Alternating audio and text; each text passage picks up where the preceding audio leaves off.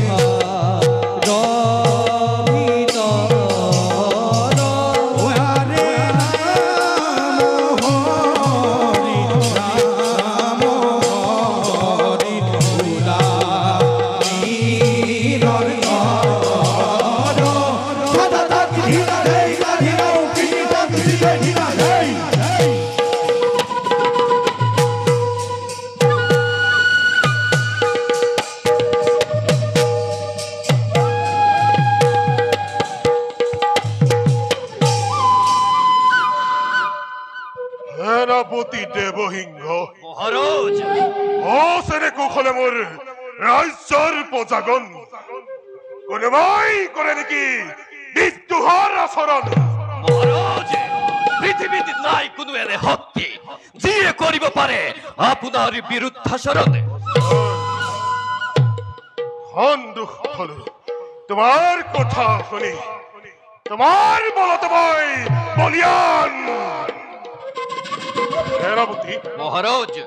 মাতৃ বসুমতীৰ মুখে শুনিছো পিতৃ হেনো মোৰ স্বয়ং ভগৱান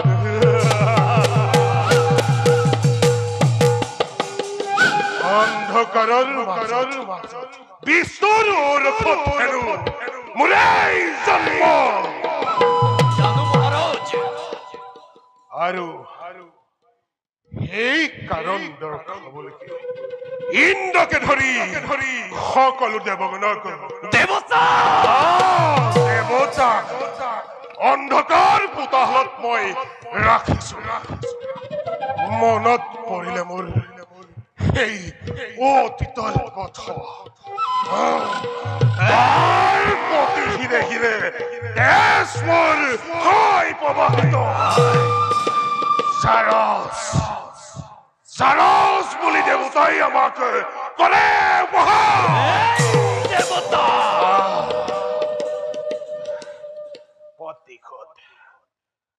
ভীষণ প্ৰতিশোধ লম মই সেই দেৱতাৰ ওপৰত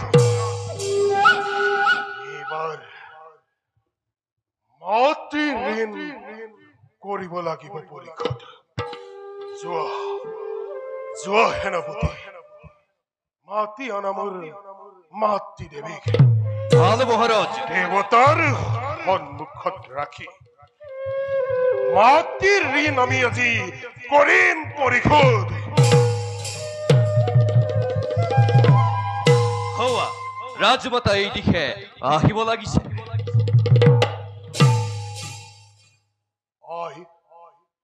দাসৰ সেৱা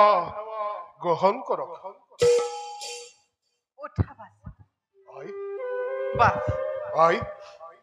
স্বৰ্গ জয় কৰি তুমি দেৱতাসকলক কৰিলা বন্ধু আৰু সেই দৃশ্য চাবৰ হেতুকে তুমি মোক কৰিলা নিমন্ত্ৰণ আৰু জানাবা দেৱতাসকলক মই কৰিলো তৰ্ক এতিয়া তুমি মুক্ত বাছা দেৱতাসকলক বন্দীৰ পৰা মুক্ত কৰি দিয়া হয় তুমি মোৰ অতিকৈ চেনেহ বাট কিন্তু আই বাট অসম্ভৱ অসম্ভৱ এই দেৱতাক কেতিয়া মই মুক্তি কৰি দিব নোৱাৰো মাতৃ বাট যেতিয়া যেতিয়া হিৰণ্যাক্ষীৰে তোমাক হৰণ কৰিছিল বাট বিষ্ণুৱে বৰাহ ৰূপ ধৰি তোমাক জানো উদ্ধাৰ কৰা নাছিল মাত্ৰ আৰু সেই অন্ধকাৰৰ মাজত বিষ্ণুৰ ৰক্ষত মোৰেই জন্ম বুলি তুমি জানো কোৱা নাছিল মাতৃ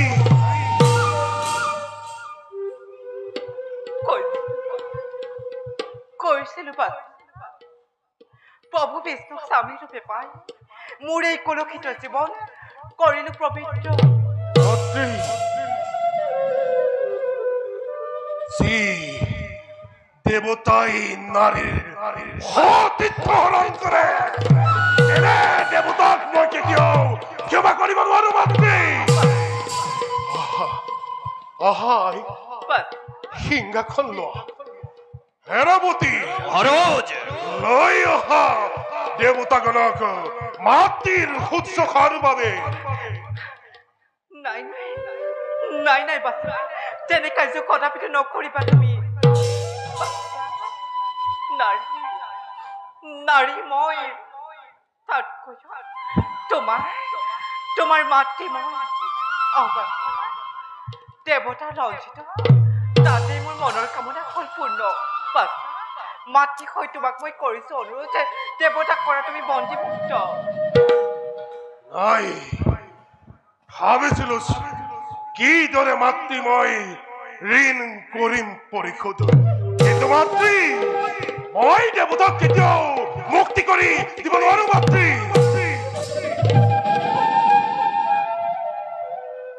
নহয় নহয় বাছ